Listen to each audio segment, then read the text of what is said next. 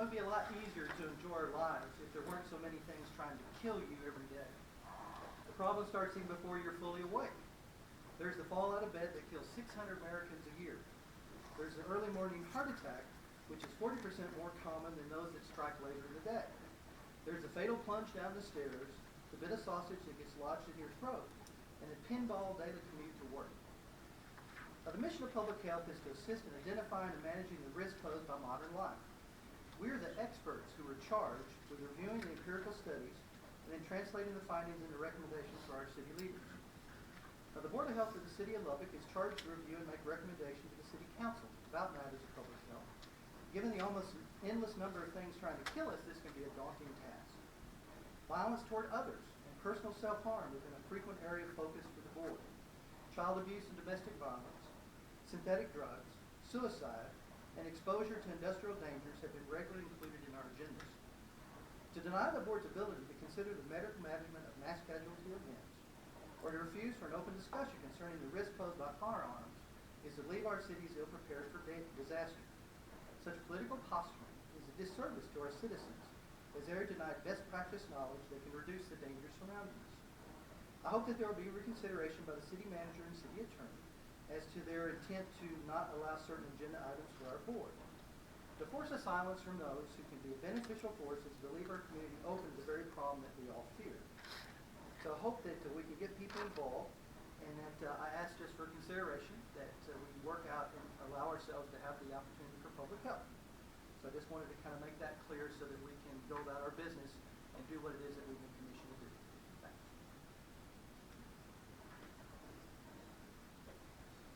This was a, may we interact with Dr. Carr?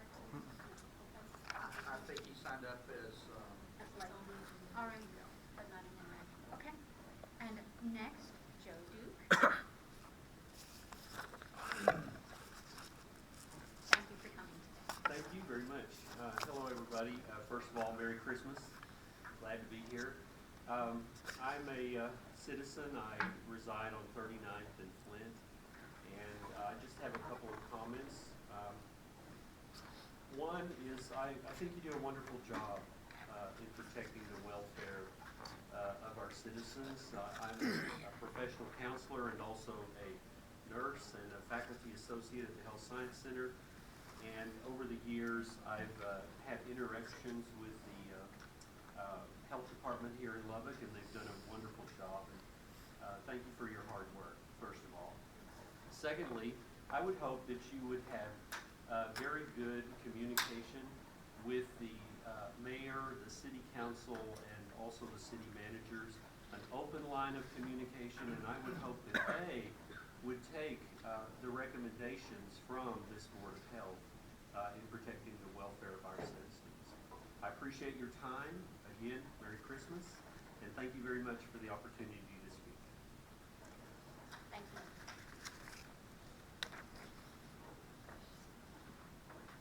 Any other citizen comments today?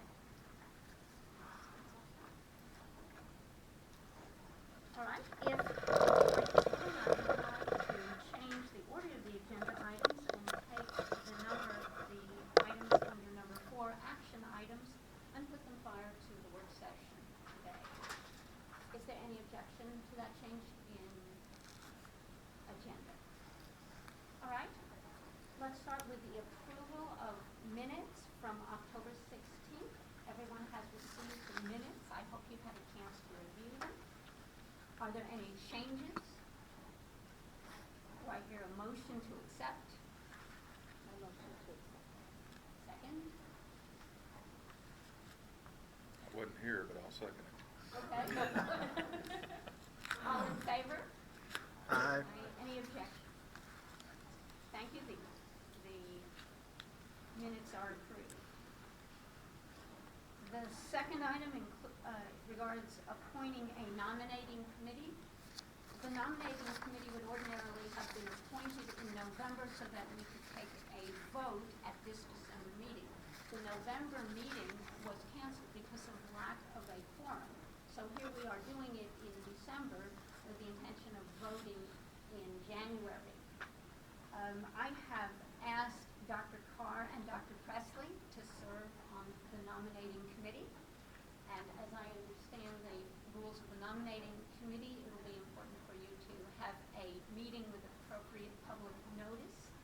And then please give your recommendations to us at the next meeting. This will be regarding president and secretary. Any discussion or questions? Well, I think the one point is that if one were to assume possibly that you might be renominated, that it's my understanding of the bylaws that although your term would expire at the end of March, which would be your second 3-year term, and you would not be eligible to return if she's elected president, chairman, then she gets another year extension, right? Yes. Okay, all right, okay. That'd be the thing I just would make note of. All right, then let's move on to the third issue. I'm Just give me sorry, just a go ahead. second. And as the nominating committee, because we have been appointed, I just solicit input from anyone so that when the committee meets, we can have an idea. Now, moving on to our third item of interest. Today, a presentation of a resolution concerning the role of Board of Health in addressing public health issues. Let me just say a few words before Dr. Carr's presentation. Do we have a copy of that resolution? It's not in my folder. Is it? Is it? Okay. Let me look again. I do not have one. We can make some copies. Okay, I can get it to everybody.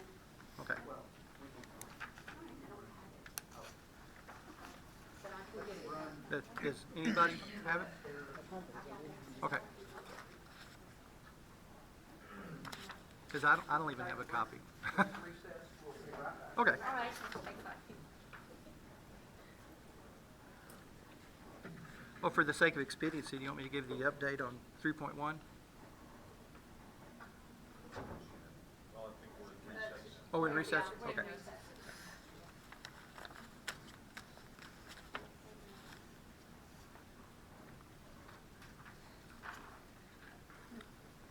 So you're going to learn all about Robert's Rules of Order? What did you say? Dr. Carr, and the rules always work against efficiency. Oh, absolutely. So,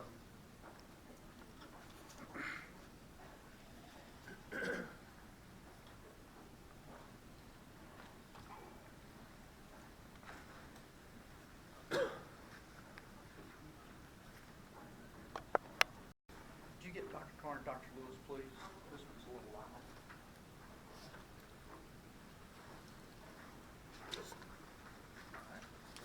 Very good. Thank you.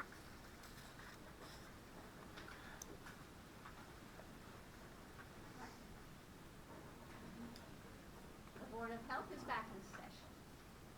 All right, we are on action item number 4.3, presentation of a resolution concerning the role of the Board of Health in addressing public health issues. Dr. Carr is bringing this resolution in part in response to some events of the following week. And for those of you who don't know what happened, let me bring people up to date quickly. When the agenda was being assembled for this meeting, we had 2 people offer to bring items to the agenda, Dr. Lewis and Dr. Carr. Dr. Carr had a resolution regarding gun violence and mental health issues. And Dr. Lewis had a presentation regarding mass casualty preparedness, which is his area of specialty. And to my surprise, those items on the agenda were not permitted to go forward. And so they are not on the agenda today. So this issue raised, or this event raised a number of issues regarding appropriate considerations for the Board of Health and also the role of the Board of Health. So in preparation for Dr. Carr's presentation and resolution, I did a little research and I would like to share that with you. I have in your packet, you will find a copy of this ordinance authorizing creating the Board of Health and outlining its powers and duties. Give you a moment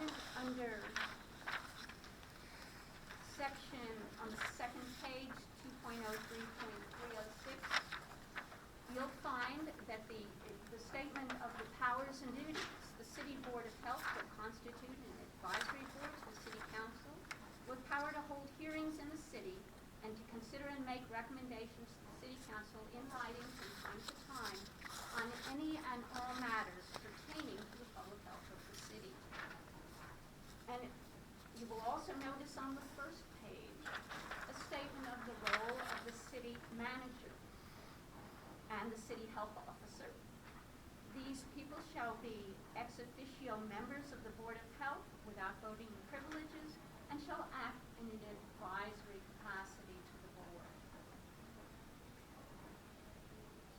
Regarding the appropriateness of the topics that Dr. Lewis and Dr. Carr brought or proposed as agenda items, there was some issue, I believe, of whether or not gun violence and mass casualty events were appropriate public health issues.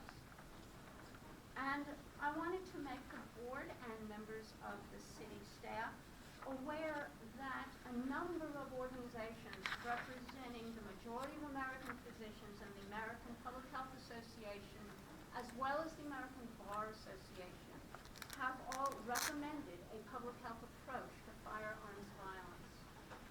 Here is a list of the organizations who have issued public statements and public recommendations regarding public health roles. The U.S. Center for Disease Control, the National Academy of Sciences Institute of Medicine, the American Public Health Association, the American Academy of Family Physicians, the American Academy of Pediatrics, the American College of Emergency Physicians, the American Congress of Obstetricians and Gynecologists, the American College of Physicians, of which I am a fellow and represents the majority of internal medicine specialists in this country, the American College of Surgeons, the American Psychiatric Association, as well as the World Health Organization and the American Bar Association. And I have a number of statements and public health statements. This is from the American College of Physicians, Firearm-Related Injury and Death in the United States, a call to action from 8 professional organizations and the American Bar Association, published by the American College of Physicians in 2013. American Public Health Association outline of public health approach to gun violence prevention. Center for Disease Control, a brief outlining the public health approach to violence prevention. And from New England Journal, the premier journal for internal medicine, 2013, a public health approach to gun violence. So for the information of the board and for the city officials, I would like to inform all of us that that gun violence is a public health issue.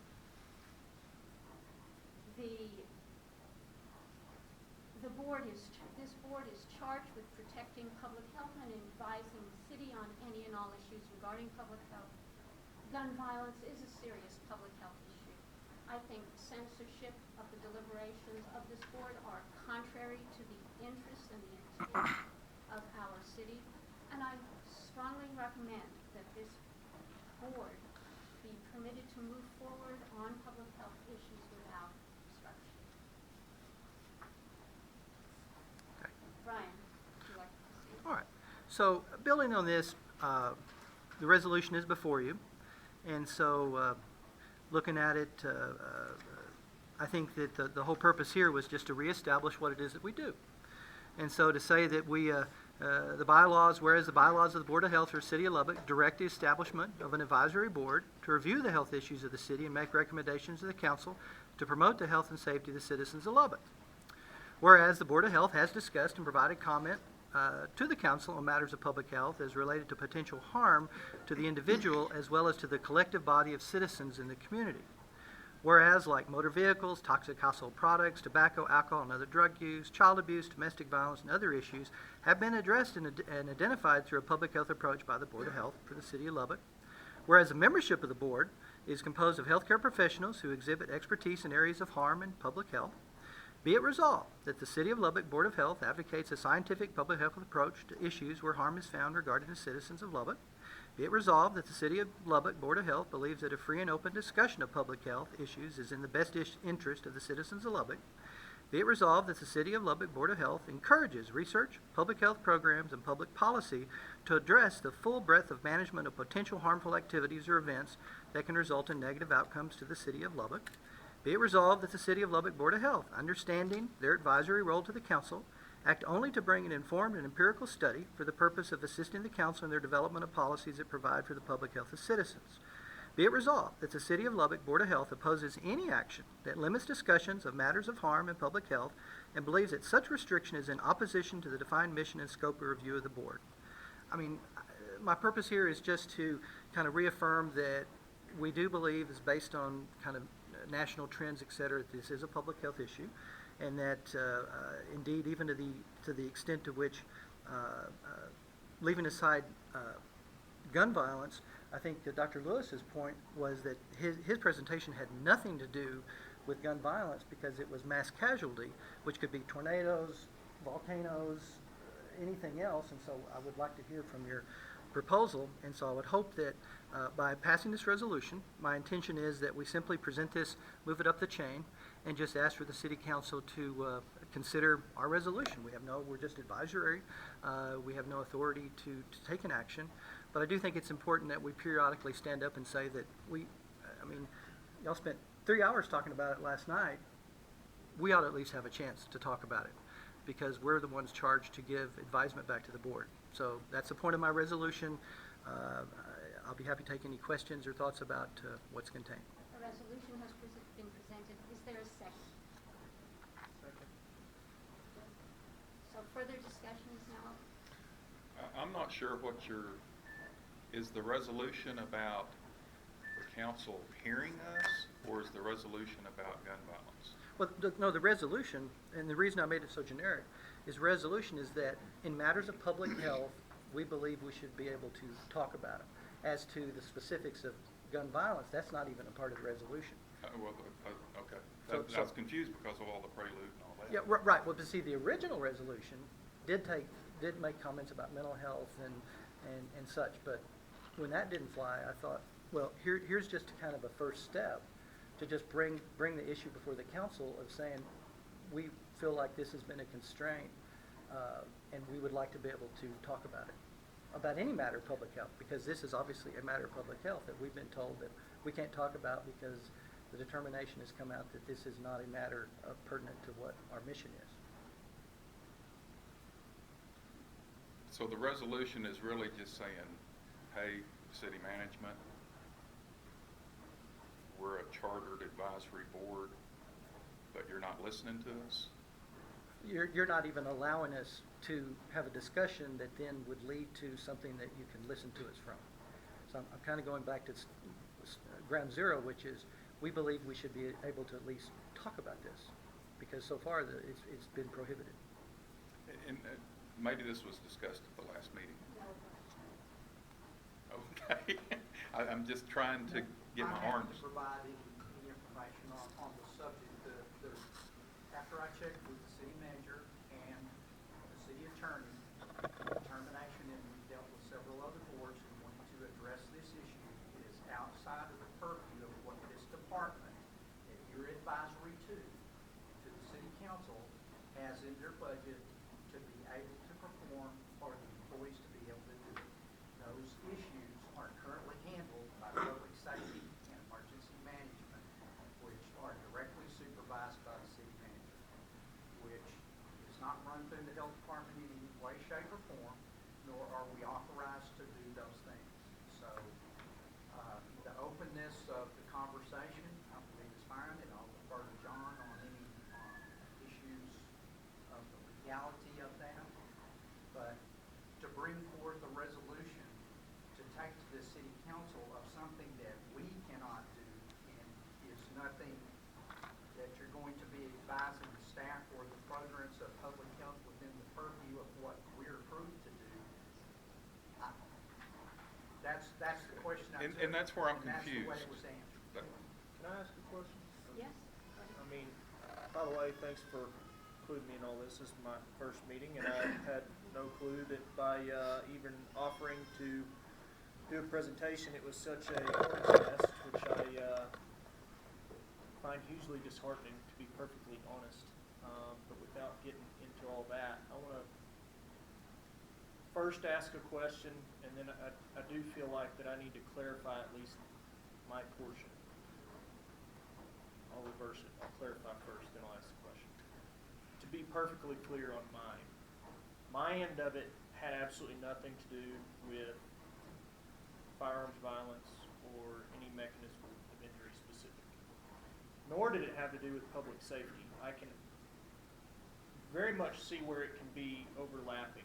There is definitely a public safety element in the preparedness for mass casualty events, specifically active shooter events, of which I left the fire department over the last 2 hours having a meeting with them specifically, so I'm not trying to step on any toes here.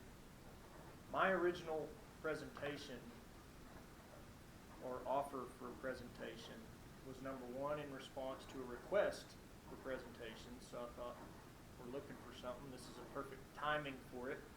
And number two, it very much is public health. In fact, if you look at some of the data from DHS and Hartford consensus, of which I sent, I don't know who got it, it is very much a public health affairs and does not fall under the purview of public safety or emergency management specifically when you start looking at first provider care. So my question would be kind of twofold. Does the board, or have they ever, would it be in the purview of the board to say we're going to do a CPR initiative for civilians, or would that be not allowed to discuss? Or first aid? I believe you've taken a 180-degree view of what was previously happened in California in order to demonstrate that something as simple as CPR, which is addressed already and which is a function that we do of education. Not only that, but we do it through our safety department and other things, is already being done, which the response from one of the events that brought this up in Dr. Carr's initial resolution was specific to gun violence. And those things are addressed specifically by the responses from public safety and emergency management that would control this organization. That's just how it happens to be set up. So the question is, again, is it within the purview of the health department or the Board of Health to discuss items such as CPR, first aid for civilians? Nothing to do with San Bernardino, nothing to do with firearms, just a simple, just so I can understand, because I'm brand new to all this, I'm just trying to understand what our role is. Our role is to consider and make recommendations to the city council on any and all matters pertaining to the public health of the Okay. city. Now, some of these questions have to do with who shall determine whether this is a public health issue. And as I have mentioned through my research regarding when gun violence became a public health issue, not everybody in all branches of the city is always aware of what is and what is not a public health issue and why and how.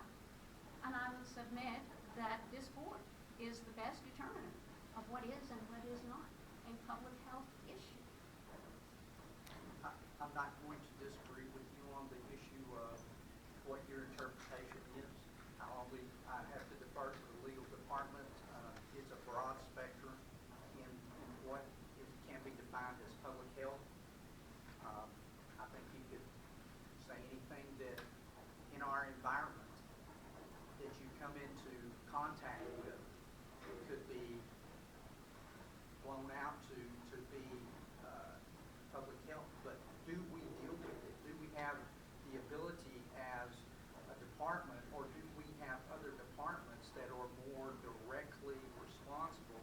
for that issue, and are you advisory to them? I'm just saying, that's where the responsibility now lies. So, Allow me to apply here.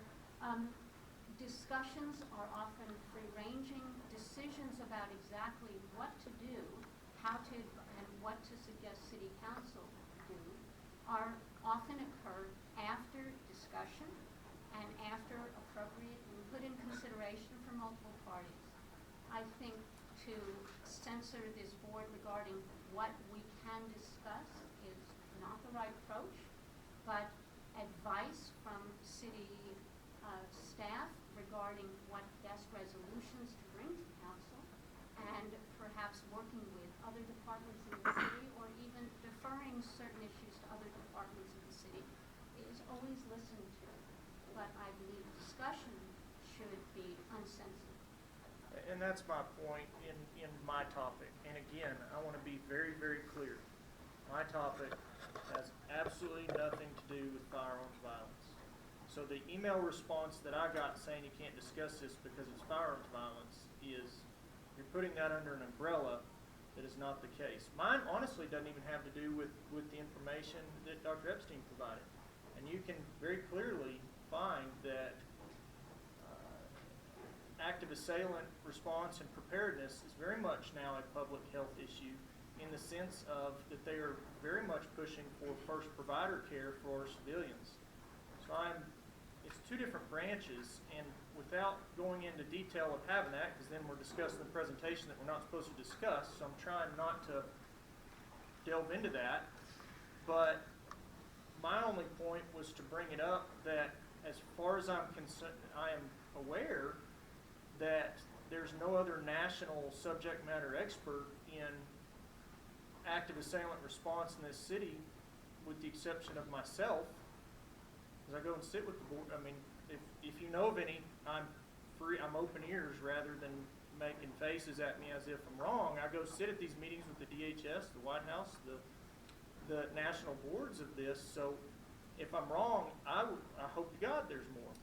But my point in offering to make the presentation was simply to generate discussion as to how we can generate a public health initiative for civilians and let public safety departments, through other avenues and other discussions with their appropriate leadership, do that. But for us to have a public health initiative, which is the national standard right now and the push for public health to do that, what better place to do it than through right here? That's all I was trying to do. Again, I had no idea, I had no clue that trying to save lives and keep people with preventable causes of death was such a political issue. Really, I'm naive, I'm brand new to it all, but I just didn't know. So I apologize if it stepped on toes, rubbed people the wrong way, overstepped or violates state law. I'm still waiting to see what law that it would violate, discussing mass casualty as was referred in one of the emails. But I truly do. My intent is, and why I accepted a position on this board, is to do nothing but help our city and our public. And, you know, I'll leave it at that.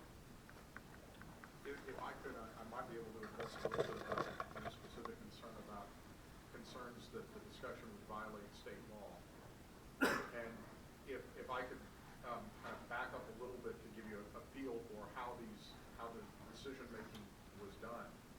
I'm going to compare, for example, the assembly of the Board of Health's agenda to the assembly of the agenda, for example, for City Council, where we wrestle with some of the same ideas of is this something that's appropriate for a City Council agenda, and how do we post it, and how do we phrase it, and how is it going to be put together.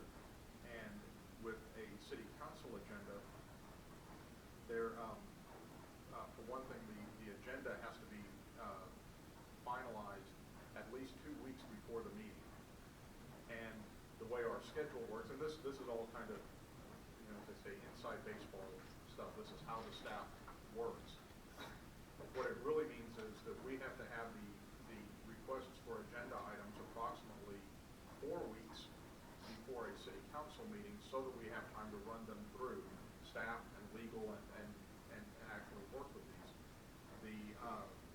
The resolutions that were being proposed here ended up coming in literally within hours of the posting requirement for the agenda, to get the agenda posted 72 hours before the meeting.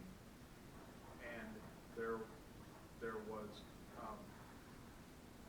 were some proposals being made for the resolution that's before the board right now was not the first resolution that came in. So there were multiple resolutions coming in. And all of that gets back to specifically that the resolution or the discussion had the potential of violating state law. It was not the discussion that violated state law. It was what was being proposed in the resolution are things that, as the municipal government, we're either prohibited from, preempted from, or simply have no authority to do. And so therefore to have a discussion about these things that potentially could lead to, be it resolved that the city do X, when we can't do that, at all, that was the violation of state law that we were referring to, is that some of the things that were being proposed would either violate state law or were not authorized by state law, or the city of Lubbock is preempted, that is a power reserved to the state of Texas and to the state legislature. The other issue we were looking at, and I will tell you again, and this was with, we were literally watching the clock tick down to, we've got to make a decision on what to do with this, and we would always err on the side of caution of, it's much better if we say no and something doesn't happen, than we say yes and it happens and that was a mistake, we shouldn't have let it, that shouldn't have gone forward. One of the issues that, in terms of, for example, Dr. Epstein, the charge to the Board of Health, there is an ordinance that gives you let's say the outer limits of what you can talk about. The Board of Health is specifically intended to advise the Department of Health in its activities, and to the City Council as it relates to things that we can do through our Department of Health. The budget for this year tells the Department of Health, tells Catherine Wells what it is she can do in the Department of Health. And so when you start getting into resolutions that exceed that budgetary authority, well then, again, it may be a great idea, but there's no ability to act on it because there's no money in the budget to do it. And the rest of our boards and commissions the intention is that you look to the budget to determine, okay, here are the things that the City Council has determined are what we want you to be focusing on. And in this case, the budget for the health department has to do with immunizations and disease prevention and communicable diseases and epidemiology, things that the Department of Health can actually do something about. When you start getting into some of the more social aspects and societal aspects of things that touch on health. Mine's nothing to do with societal or social, it's straight medical. Mr. Grace, I would like to reply to what you're saying. Thank you very much for your... And I'll if I can finish. Anyway, so when you get these things to go outside when you look at the city's budget for 2015, 2016, again, it's focused on immunology and epidemiology and communicable diseases. And so that is the city council's, I guess, directive to the Board of Health for this. I understand that, and I appreciate your clarification for me. One last thing that I would ask, and again, this is for my own education. I'm new to this side of it, and self-admittedly rough around the edges at times. But for me, I sit and think about that, and it makes perfect sense what you're saying. But how does the city council then decide what they're gonna budget the following year if they don't even allow discussions as to what could potentially be a public health topic that would need dollar figures? It seems to me that we're burning the cart before we even shoot the horse. I mean, it just, no pun intended on this, but, that's the only part that I don't understand in what you were saying, but everything else, it makes perfect sense. For me, I was never trying to get a resolution. I was trying to just say, let's discuss. Can I answer that question? I would like to, I would like to. Right, I recognize your zeal in protecting city council and the city budget, and I see that, resolutions which you see as going nowhere, you would like to nip in the bud. However, I think there's a very long distance between talking about something and voting to budget for it. And I think it's critical, and this is what you're referring to with your current board, I think it's critical, and the city attorney's office has always given us wonderful counsel, much appreciated counsel, usually at the point where we're starting to vote on an ordinance, rewriting it and reconsidering it. I do not recall a situation, perhaps our past presidents do, where the city attorney's office actually intervened to prevent an item from coming up. Now, once an item, to start a discussion does not require that we have a budget. We should be able to start a discussion and then, with the appropriate input from city staff and city attorney's office, be able to construct something that is appropriate for city council. But cutting off discussion, lest it possibly involve much later on a violation, that seems to me to be a mistaken approach that inadvertently generates what we don't want in this city, which is censorship and an end to discussion. I think the city is most benefited with open discussion, and at the end of discussion, then when we begin to craft a resolution, if it ever comes to that, the input of officials from city and from the city attorney's office is always very appreciated regarding what is doable, what isn't doable, and what the limits of our authority is. But discussion, I believe, should be completely open.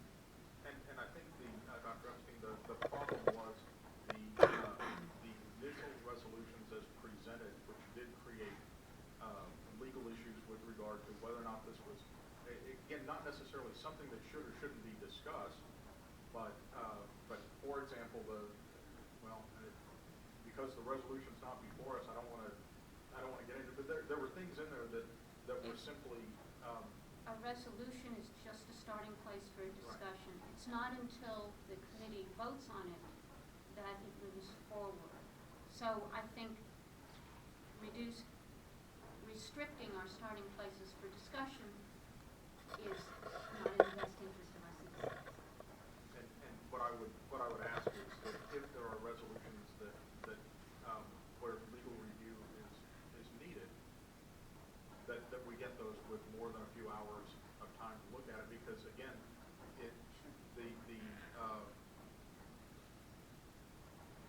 when in doubt, rather than saying let's let this resolution go forward and we will haggle it out right. Here in the open meeting, let us work with it first and why don't we work with it second? Why don't you work with it second? That is, I think we all agree. I think this board has proceeded before with resolutions that go to city council, always with the aid of our legal staff. And that has been my experience in working with the board. And I would not want to change or propose changing that custom. But the when in doubt, squash it approach just does not seem to me consistent with the welfare of the city or the intent of the charter. If I might address the issue of the ability to someone not bring anything forward. Each individual member or anyone can get and sign up for citizens' comments and bring any issue forward. Not only there, but you can ask me, put on the agenda to make a presentation for the ability, if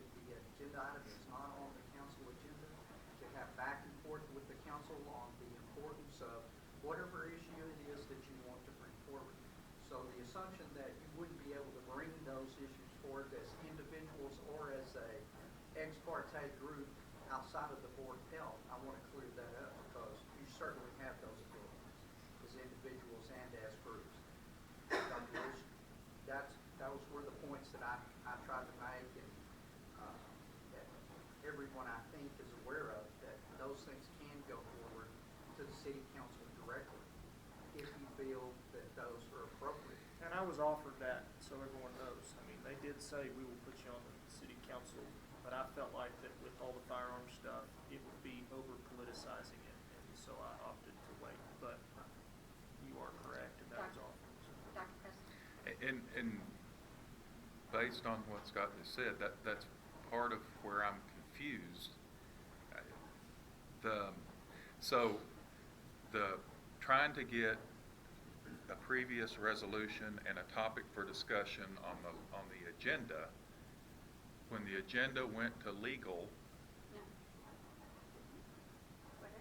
when the agenda was submitted before the agenda was published, that's when those two things were taken off the agenda. And so, is that correct? What? That's correct. And so, this resolution is I'm not sure what this does other than the resolution is to pass a resolution. Because, in the way this is related to what Scott said, is this board is created and we serve at the pleasure of the city.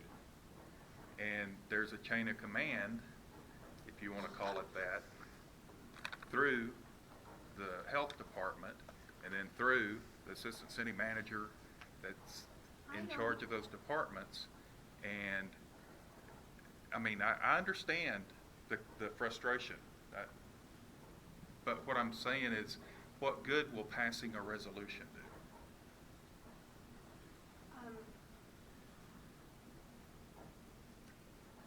This resolution simply asserts a authority that I certainly believe we already have, which is to freely discuss issues that come to public health concern for the city of Lubbock. It simply asserts that authority. It does not grant anything new. In light of current events, this might be a good idea. Assert it to who, though, is that's my point. What good does this do? Or what is accomplished by passing this resolution? I mean, that's for everybody. Well, yeah, no, I think that the idea is that we ran into some limitation on getting things on the agenda. I think John's made a good point, which is, it sounds like that, for example, the two of us, after this meeting, sometime between now and the next meeting, could sit down with legal and have them kind of illuminate if there's a violation of state law in my resolution, or if there's a problem in your presentation, and then how can we modify that? And so the thing that's come out of this is we now have a new piece of information that says you can't just do it within the timeline that's given if there's going to be anything I mean, I guess we need to start running everything through our agendas a month ahead of time to make sure that it can get passed. This charter, which you have a copy of, says the city manager shall act in advisory capacity to the board. It does not say the city manager shall have veto power over the agenda. Where did we get that? So this is have you always looked over all our agenda items and determined that it would not cost the city undue monies? I think maybe there is, I guess, some confusion or misunderstanding about how the agendas are put together. That in this case, we were presented with a resolution and a sample agenda and asked for our legal opinion as to whether or not this was an appropriate item to be considered by the Board of Health. This is not routine. This was a special occasion, is that right? No, that we, in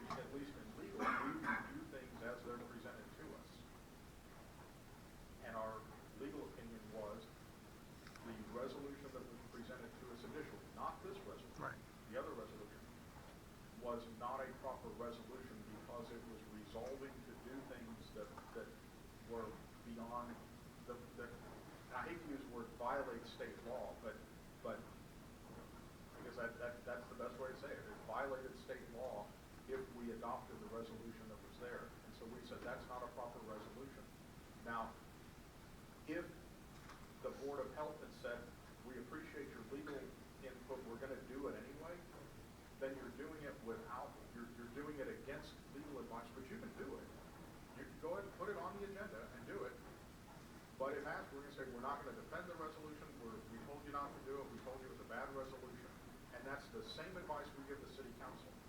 So for example, if city council wants to put something on the agenda and they run it through the city attorney's office and we say, that's not something that the city ought to do, the city council is free to go ahead and put it on their agenda and do it. We're just, if asked, we're going to say that was not a good resolution. What about So the that's, presentation? so, Yeah, Not a there's- resolution. There was no, I've heard nothing that would indicate why the city was, well, you told us you were concerned about Dr. Lewis's presentation because of the jurisdiction. and I think, and part of this is because all of this stuff is coming in like, kind of layered on top of each other. I believe the problem with Dr. Lewis's presentation was that it stepped outside the bounds of what the Board of Health is here to do. Nobody And even heard what my topic of presentation was going to be. And Perhaps the way to handle, It was just, hey, I'd like to discuss preparedness for active assailant or active shooter events, but we never got into objectives or topics. That's why I was confused, because there's no way to even know that I wasn't talking about epidemiology. Said epidemiology is in the budget of active shooter events, because it doesn't have to be a natural deal for it to be an epidemiology topic. And I just use that as an example, and that's where I'm confused, because for mine, I understand the resolution part on the legal and everything else, but the presentation, just speaking about what I was talking about, that's what confused me, is that I was never even beyond a phone call and an email saying, yeah, I'd like to talk about this topic. And by the way, I said I can either do it at this meeting or any future meeting, so there was no timeline for me. We had that discussion, and then suddenly it's your topic of firearms violence can't be discussed. That's where I was just, There's no mention of, if you will, there was no mention of any epidemiology subject in association with what you presented for your presentation. correct. So Correct. there was no misunderstanding. It was based, as you said, on active shooter violence, which is not a purview of this individual department. I wanted to have the ability to discuss that with the departments who are in charge of those first response activities in order to say, can we do something jointly? Is this Yeah. something that we would like to further? But I didn't have that ability. I didn't have the time with which. And Our- that our is time fine. Our time is getting short here. I believe we've heard many of these issues. I want to point out these questions. The question is, what did your resolution say, Dr. Carr? And it does say that the City of Lubbock Board of Health opposes limits on discussion. And perhaps that is, the answer to Dr. Presley's question, what is it that this resolution does? It doesn't. I don't understand what good that does. What I would propose, and I will oppose this resolution, and suggest that if individually or collectively any of us are unhappy with how the city treats us on this board, we get an appointment with the mayor, or we get an appointment with our councilman, and we say, hey, I'm serving on this board as a volunteer and hoping to do some good. This is kind of where it's headed. I think that there is something accomplished through that discussion. I think passing a resolution that we know goes through layers before it gets anywhere else, I don't see any benefit out of it. I don't want to pass a resolution just to pass a resolution. Well, how about this? Why don't we lay this resolution on the table, and between now and the next meeting, I would be willing, if anybody else would like to join me, to meet with legal, to meet with the city manager, and to kind of clarify some of the methods of the process of review, as well as exactly what is or is not within our purview. And so at this point, given that I'm the person that has submitted this resolution, I'd like to lay it on the table until we have time at the next meeting where I'll report back and tell you what I found out. There is a motion to table. Is there a second? I will second. Any further discussion about the motion to table? All in favor? Aye. Any opposed? The motion to table passes. Okay? Thank you, Brian. Sure. All right, we'll move quickly through the rest of our agenda. We're now on the work session. Item 3, updates on the veteran outreach program. Yeah, just a very quick review. We met before Thanksgiving, and we had a good turnout of a lot of different community resources. And we narrowed down the charge, which is to develop this referral network for our veterans, and that we're going to first off work in the area of mental health and legal. Okay, so those are the two areas that we're going to develop a kind of a community referral base that we can plug in and use. So I'll report back as that develops. Further, we'll have a meeting in January, and so I'll advise the board as to more about this grassroots effort. That's my report. Can I comment? Make a comment? Dr. Carr has done an outstanding job with Les Beatty, and I'm on the Veterans Advisory Board. And the presentations, Les is on there, and the resources, that's part of what that board's mission is to develop and identify resources. And I want to publicly state that I appreciate you working with Les and your passion for it. We got a good group. Good. Thank you, Dr. Carr. All right. Item is the health education facilitator update. Ms. Cannon. Everyone has a handout in their packet. I don't have a whole lot. Let's see, we're still awaiting the final decisions on the HOPES grant funding. We've found out more or less that we are going to get it. We're waiting to find out what parts of it the state has denied, and they're entering into talks about it. So it's kind of just hanging right there right now. Social media, we reached 100 likes on Facebook, so it's moving on up. We finally got the page verified. So if you check out the Facebook page, you'll see a little blue check mark next to the City of Lubbock Health Department title. That just tells people that we are the official page, and nobody, all other pages that are in the official page run by the health department. I've started 2 new projects. I'm working on updating all of our surveillance education materials. Our surveillance team, every time they come in, once they start investigating a communicable disease, they typically send out information to that person who has the disease. These brochures haven't been updated in a long time, and so we're updating it with new CDC information and kind of adding those brochures into our line of brochures that I've starting this position. Flu promotion, we've been working with the immunization program to promote getting your flu shot, things like that. We sent out ads with LPNL in the December bills, and then we've also got a billboard, and we've been doing ads on Facebook as well. So it's kind of a multifaceted campaign that we're doing at this point. There hasn't been a whole lot in community outreach just because this time of the year, everybody's looking at holidays, not health. So it's kind of been slow on that front. I haven't been attending a whole lot of meetings because most of them don't even meet in December. So that's pretty much it. Any questions or discussions from Ms. Cannon? Thank you very much.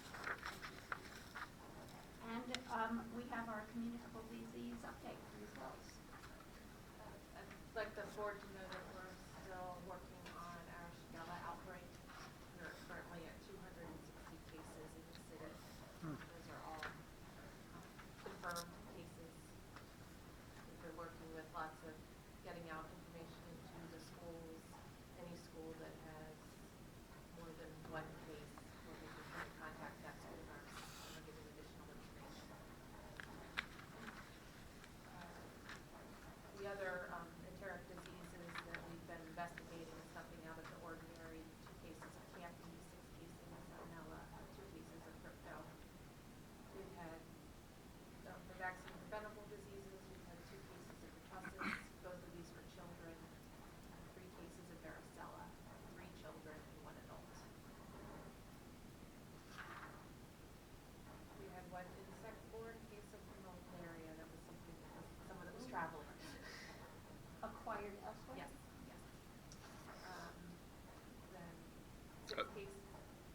Was that a Lubbock citizen or somebody coming through that? It would have been a resident of Lubbock.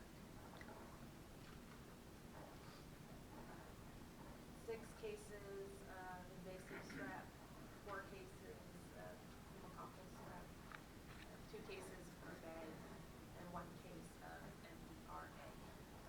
So besides, everything's been normal except for the Shigella cases. Well, a little bit of an uptick on our STDs. Must be the holidays. Christmas parties, Thanksgiving parties. Alrighty. Before we adjourn, I would like to point out that Ms. Norris has provided everybody a schedule for next year's meetings. And please note that a number of the meetings are at the Civic Center. Oh, okay. Is there any other item of business to come before the board today? We are